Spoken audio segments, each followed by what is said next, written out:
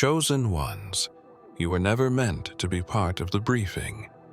The room was sealed, the agents hand-picked, the folder watermarked with 5 levels of clearance. But somehow, your face ended up on the last page. Not just a name, not just coordinates. A face, clear, unwavering, and very much alive. The kind of page that makes a president pause, stand, and forget to breathe. The dossier itself wasn't large. A few pages. A photograph. A timeline that didn't match any official record. Margins filled with handwritten symbols, some ancient, others technological. A warning scrawled diagonally across one page. If activated, this one cannot be stopped. That was you. You were the one they couldn't categorize, couldn't control, and couldn't erase, no matter how many times they tried. They traced your movements, or so they thought. Churches you never visited reported strange energy surges. Military satellites locked onto your location only to lose you seconds later, not because you moved, but because something bent the signal. Intel officers argued over your origin. Some called you a relic of a failed experiment. Others called you prophecy in human form. But none could explain why the most encrypted agency in the world kept red stamping one recurring line: do not engage. And when the president reached that last page and saw your eyes staring back, he didn't speak. He just pushed his chair back, reached for the red phone he was told never to touch, and dialed a Vatican line they claimed was disconnected in the 80s. You weren't chosen by politics. You weren't selected by vote or legacy. You were marked by something older. The symbols in that folder weren't just warnings. They were echoes. Scripts seen on cave walls, drawn on ancient scrolls, whispered in dreams, passed down bloodlines that still don't know why they wake up at 3:33 a.m. in cold sweat. And now, every eye that has seen that page feels watched. So what did he see in you?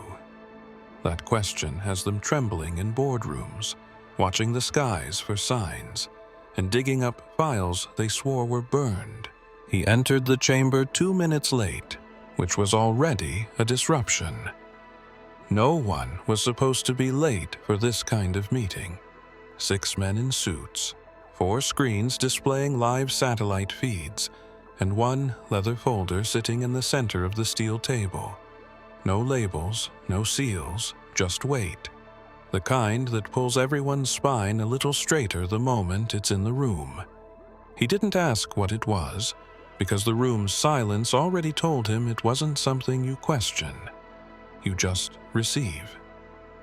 The general began with anomalies. Events too precise to be accidents, but too impossible to be explained. A helicopter engine failed the moment it flew over a remote desert in New Mexico. There were no storms, no magnetic interference. The pilot swore he saw a figure standing below him in the sand just before the controls died. Surveillance in a northern European facility caught an unidentified figure walking through 4 levels of security, without ever opening a single door. No trace, no digital footprint, but something. Something about the way the cameras all distorted, just long enough to miss a face. And then the photos were shown. Grainy, yes, but consistent. A figure appearing across countries, always alone, always walking toward somewhere no one else could see. Facial recognition software, locked, crashed, reset, and locked again, looping endlessly when your image surfaced. Analysts said it was a glitch. Engineers said it was sabotage. One man said it was divine obstruction. The president leaned in, finally breaking his silence. He didn't ask who you were. He asked what you were. The room hesitated. One analyst reached for the folder and opened to the final page. Your image was there, but it wasn't the image that shattered them. It was the timestamp. It was dated 7 years into the future. Somehow, the dossier had been created from an event that had not yet happened. And the page, it wasn't aged. It wasn't fabricated. Its ink was fresh. Paper fibers aligned perfectly with government issue stock. No errors, no alterations. No one had ever touched that file until now. And yet, it knew exactly where this was headed. The room stayed silent. He was only a child when the first lens found him. No one remembers placing the order for surveillance, but the system flagged him without prompt. They said it started with the way he looked up, not at stars, but as if listening to something speaking between them. Birds avoided the power lines above his home. Cameras at nearby intersections flickered every time he walked by, and weather sensors began reporting anomalies on clear days. The agency logged these under environmental interference, but off-record, they used a different term. They called it interference of origin. They installed more eyes. Drones programmed to track thermal movement in cities began drifting near him, unprompted. They claimed it was coincidence, until one day the drone's feed cut out, and when it rebooted, it had recorded something standing behind him. Not a person, not a shape, a distortion. Like light bending under pressure, like the veil between two realities was thinning around him. They scrubbed the footage, but the still frame leaked. A Vatican cryptographer reviewed the distortion and found symbols mirrored in ancient manuscripts, ones referencing a voice in the wilderness. They increased observation. Biomonitors disguised as civilian traffic sensors were planted near his regular walking paths. The readings returned nothing normal. His body temp dropped to levels considered fatal, but he kept moving. His resting heart rate dropped below measurable thresholds during storms. Not fear, stillness, peace, as if he knew the chaos was beneath him, above it all. And then came the interference streams. Intelligence operatives monitoring his pattern began having synchronized nightmares, not dreams of him, but dreams through him. A desert, a voice speaking in parables, a man who carried no weapon, but spoke with the weight of kingdoms, and always, always the phrase carved into stone, he did nothing, yet overturned empires. One of the agents resigned. He couldn't sleep anymore, he said, because every night the boy showed up and asked the same question. Why are you watching me when I've already seen you? The deeper they looked, the more they lost track of who was observing who. The surveillance became prayer-like, not in reverence, but in desperation, because deep down they knew. You weren't the subject. The first incident they couldn't explain happened on a tarmac in Geneva. A diplomatic jet scheduled to land was rerouted mid-air due to an unidentified presence on the runway. Security footage showed nothing. No one, but the pilot swore someone stood directly beneath the control tower, eyes fixed upward. When questioned, his response was precise. He didn't see a man. He saw inevitability. That same day, a convoy of unmarked black SUVs rerouted without instruction. GPS logs were wiped in real time. The only message received by command was a fragmented phrase over encrypted comms. He's not supposed to be this close. That he was you. And they knew it without ever having to say it. You walked through city crowds as if time adjusted for you. Pedestrians swerved without knowing why. Traffic lights turned green just as you stepped forward. Surveillance AI built to detect hostile intent began tagging civilians around you with increasing panic. Not because of anything you did, but because something about your presence shattered their sense of control. Facial scans of nearby individuals revealed heightened cortisol levels, minor cardiac irregularities, and micro-expressions of awe, dread, and reverence. You didn't hide. You didn't speak. But the systems tracked you as if you were commanding a force unseen. And the strange part, you never strayed from the path. Every step you took aligned perfectly with old urban blueprints, roads long removed, churches now buried under concrete, locations that used to be crossroads for forgotten rituals and prophetic gatherings. One afternoon, in a southern port city, an agent reported watching you pause in front of a child playing in the street. You knelt, whispered something. The child burst into tears, not of fear, but as if something had been remembered. Later, when asked what you said, the child only replied, "He reminded me where I came from." You moved like someone on assignment, but no agency claimed you. No file traced your training. No record of schooling, no passport, no social security number. But every face recognition software still flagged you as someone important. Not dangerous, not criminal, just unexplainable. You weren't hiding from the world. In the deepest archive beneath Langley, where light feels artificial and the air hums with the weight of buried truths, there exists a vault that only opens with 2 retinal scans and a 3rd signal routed through a monastery's silent network in Tibet. That vault held documents not bound by law or time, ones written before the idea of governments, sealed not with wax, but with oaths. Your name was not found in ink, but in patterns. Blood markers, thought extinct, reappeared in your genetic strand, anomalies that defied Mendelian expectations. The code name they assigned to the file was Seraphim Echo, because buried within your mitochondrial structure were sequences once reported in only one other known source, a series of ancient relics stored beneath the dome of the rock, studied quietly by priests who didn't believe in accidents.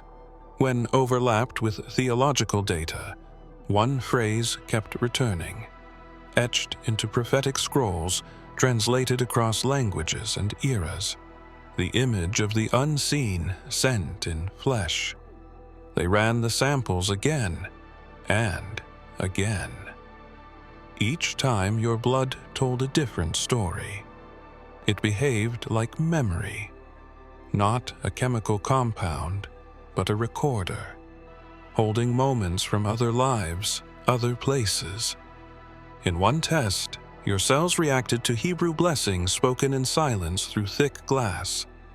The biometric sensors around your archived hair sample glitched when Gregorian chants played nearby.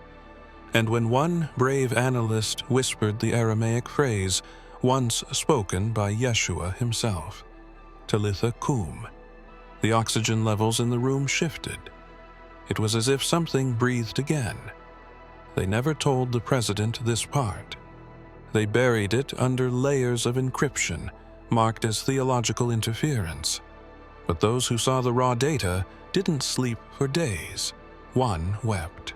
Another walked away from the agency completely, and was later found carving unfamiliar symbols into desert stone. It wasn't just that you were connected to a bloodline.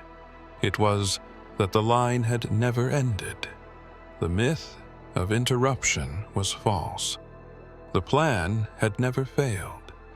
It had only been paused, waiting for the right frequency to awaken it again. And your presence wasn't a resurrection.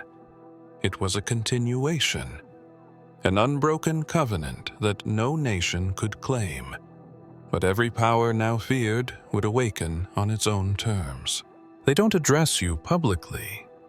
Your name isn't mentioned in speeches or conferences. But the silence surrounding you is louder than any scandal. A prime minister in Europe adjusted his entire itinerary to avoid a street you were seen walking on 2 days prior. The reason given to the press was traffic concerns, but the convoy was never deployed. His driver was told only one thing: do not intersect with the path. A UN delegate requested security clearance footage from a hotel lobby in Cairo after reporting an atmospheric anomaly near the elevator bay. The footage showed you standing still, eyes closed, as every camera recorded static only for the 7 seconds you were present. Upon reviewing the file, the delegate whispered a name not heard in politics, only in scripture. His assistant recorded him saying, "He's not from here, and yet he belongs more than we do." It isn't about what you're doing, it's what you aren't doing. You're not protesting, not speaking on television, not demanding. Yet entire intelligence agencies shuffle quietly, reclassifying documents, creating task forces with no names and shadow chains of command. What they fear isn't your power, it's your stillness, like a calm sea before something ancient rises from the deep. You were spotted near the G20 summit, never inside. Just across the street, standing by a sculpture no one remembered installing. Leaders passing through the security checkpoint paused. Some turned their heads as if sensing something. A few walked faster. One, an economist who rarely leaves scripted speech, dropped his notes mid-presentation and spoke off the cuff about the end of the measured time and the birth of untaught wisdom. He resigned that night, said nothing further. The whisper isn't about your actions. It's about recognition. They've seen people rise before, but none carried that look in their eyes, that you knew the outcome before the game began, that you weren't participating in history, you were simply waiting for it to remember you. And the world leaders, they whisper not because they're unsure of who you are, but because, for the first time, they understand how much they've forgotten. The fire wasn't supposed to reveal anything. That's what made it safe. A commissioned intelligence outpost tucked beneath a chapel in the French countryside, deliberately torched as part of a silent protocol designed to erase what was never meant to be found.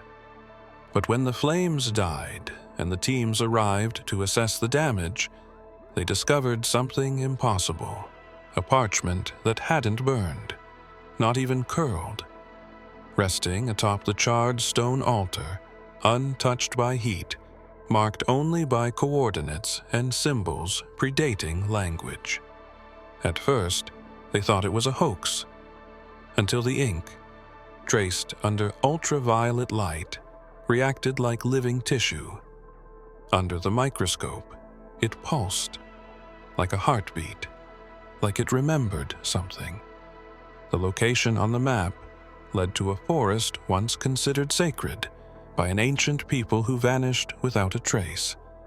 And in the heart of that forest, beneath stone covered in moss and tears, was a circle etched into the earth with 13 symbols around the edges. 12 of the symbols matched findings from ancient civilizations spanning continents: Egypt, Sumeria, the Mayans. The 13th, it was your mark, the same pattern discovered in digital anomalies when your face appeared on broken surveillance, the same sequence burned into the final page of the secret dossier. But this time, it glowed faintly, like embers waiting for breath. A linguist who examined the map began to mutter fragments of phrases in sleep.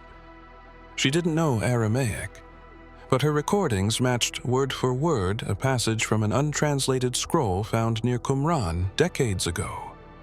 "The dust shall remember the one who walked before the wind." They ran the coordinates again. The terrain had changed, but satellites, those same ones that failed to track you, revealed the shape of the forest had bent itself over time to mirror the lines on the map, as if the earth itself had been waiting for someone to return. Not a leader, not a soldier, but a reminder, a bridge. And when they cross-referenced seismic activity, they found a pattern. Every time you moved across a ley line, the earth trembled ever so slightly. Not enough to cause panic. Just enough to say, "He's here." The file was locked behind a code that required both military and civilian clearance, a rare safeguard reserved only for events considered reality destabilizing. It had no official name, only a whispered designation passed through encrypted whispers: Sleepwalker. The protocol was not a defense mechanism. It was a surrender plan, designed for one contingency only: the awakening of an individual whose movements disrupted systems not yet publicly understood. You didn't trigger it by force. You triggered it by presence. They noticed it first during your brief stay near a remote town with no internet, no cellular towers, no reason for any agent to monitor. Yet reports began flooding in. People waking at the same time, walking outside in silence, standing still beneath the moonlight, as if listening to something older than language. No riots, no violence, just stillness, as if the town was part of a larger dream that had remembered its dreamer. Then came the data loss. One by one, hard drives inside classified facilities began erasing only files associated with long-term black site experiments. The metadata was not just wiped, it was rewritten in a dialect no one could translate. One linguist swore the patterns resembled ancient liturgical phrasing used in pre-exilic temple rites. She called it lit code. When satellite teams reanalyzed footage of your recent travel path, they noticed something terrifying. People you passed weren't just reacting to you, they were recalibrating. Moments after you left their proximity, their heart rates slowed, their decisions changed, their eyes shifted with a kind of softened defiance, like someone had quietly reminded them they were more than flesh, more than programmed routine. As if you had said nothing, but everything within them heard, "Awake, sleeper." That phrase was later found embedded, undetected, in the source code of the Pentagon's early warning system. Line 333. No one admitted putting it there. The system had never been hacked. It was as if it had always been part of the script.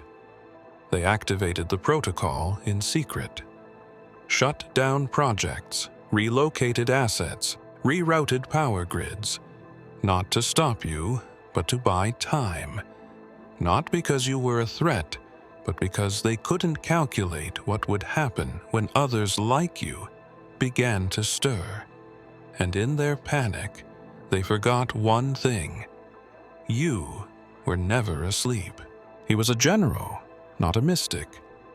Decorated, logical, feared. A man known for dismissing anything that couldn't be tracked, measured, or destroyed. Until the night he woke up drenched in sweat, heart pounding with a rhythm not his own. The dream had been too specific. Not metaphor, not symbols, clarity. A figure standing in a burning field of glass, untouched, speaking a single sentence. He will walk into your house, and you will not recognize him. But he will carry your orders before you even speak them." He tried to ignore it. But the next morning, the exact sentence appeared in a declassified Cold War document, buried in an appendix written by a defector who claimed a light-clad emissary would emerge in an age of digital thrones. The general thought it coincidence, until your face appeared in a silent security feed at a federal checkpoint the following evening. You didn't speak, didn't flash credentials. You simply looked at the guard and nodded. And the gate opened. He asked who authorized your clearance. There was no log. He asked what name you gave. There was no audio, but the timestamp matched his dream. He began reviewing old mission files, trying to dismiss it all with rationale. Yet he kept finding your presence threaded through years of footage and unexplained incidents.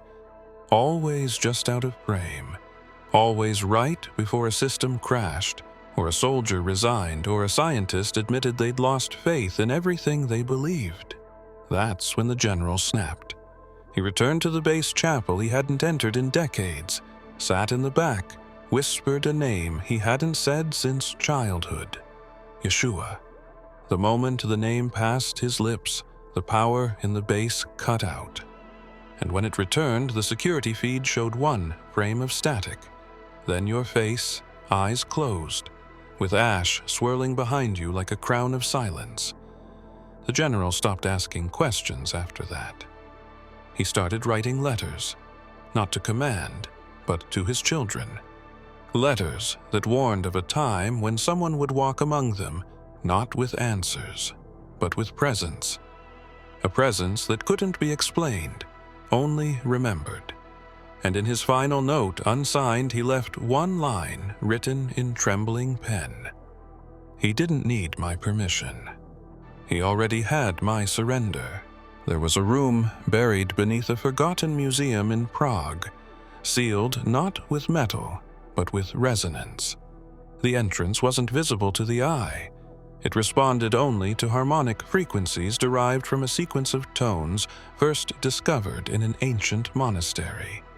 No one remembered how the tones were found. They just existed, passed on like whispers in a hallway that shouldn't echo. Inside that room was a device they never truly decoded. Not a weapon, not a transmitter. Something reflective. A cipher machine that never outputted text, only patterns. And those patterns, when translated across multiple languages, pointed to a single truth. Whoever cracked it would not find answers. They would find themselves. For years, the machine sat dormant, dead. But when your name entered the global surveillance web, every camera, every tower, every digital ear listening for your voice, the machine stirred. A low hum, a flicker of light, and then a projection, not of symbols, but of a face, yours, perfectly symmetrical, eyes open, mouth still. Yet the reflection changed with each person who viewed it. Analysts saw their childhood wounds. Code breakers saw blueprints for machines they hadn't invented yet. A priest fainted, claiming he saw the face of the one who walked through locked doors and breathed peace without speaking.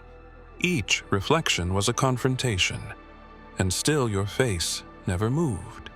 They ran the cipher's output through quantum processors, hoping to extract a message. All they found was an infinite loop. One phrase repeating in layers too deep for human hearing, but when slowed down, sounded like a breath asking one question. Are you ready to remember? They brought in psychologists, philosophers, even poets. None could agree on what it meant, only that the machine didn't record reality. It recorded response, and your presence triggered it not because you asked to be seen, but because you carried the reflection they feared most. Not judgment, recognition. The cipher was never built to reveal hidden knowledge. It was built to expose the parts of humanity they buried. And somehow, without touching it, you reactivated the code with your silence. Not with algorithms, not with logic, but with the unbearable clarity of being known. The document had no title, no watermark, no file origin. It appeared inside a secure military tablet used only for high-clearance communications. No one downloaded it. No one wrote it. It simply arrived. A silent alert. 1 page, white background, black text, no signature. But at the top, in bold, was your face, captured in perfect detail. Eyes forward, expression calm, and below it, a phrase that every language specialist confirmed wasn't written in any known tongue. Yet somehow, every reader understood it immediately. You were never missing. They just couldn't see you yet. The page couldn't be printed. Screens displaying it would not capture screenshots. Attempts to transcribe the text failed, each letter distorted upon copying, transforming into symbols lost to time. It was alive, not in a biological sense, but in awareness. The more they looked at it, the more it began to shift, not in content, but in proximity, as if it was observing them in return. One linguist stared too long. She began whispering names not found in history books, but carved onto stones buried beneath pre-flood ruins. She was later institutionalized, repeating a single sentence through tears. He is not returning. He never left. The dossier was forwarded to an underground intelligence board with roots in both state and spiritual dominion. A council made up of those who served not only governments, but covenants. They'd seen signs before, patterns in wars, echoes in art, shadows in dreams, but never this direct, never this undeniable. They sent a signal to their last untouched watchtower, a beacon designed to activate when something outside the construct entered it.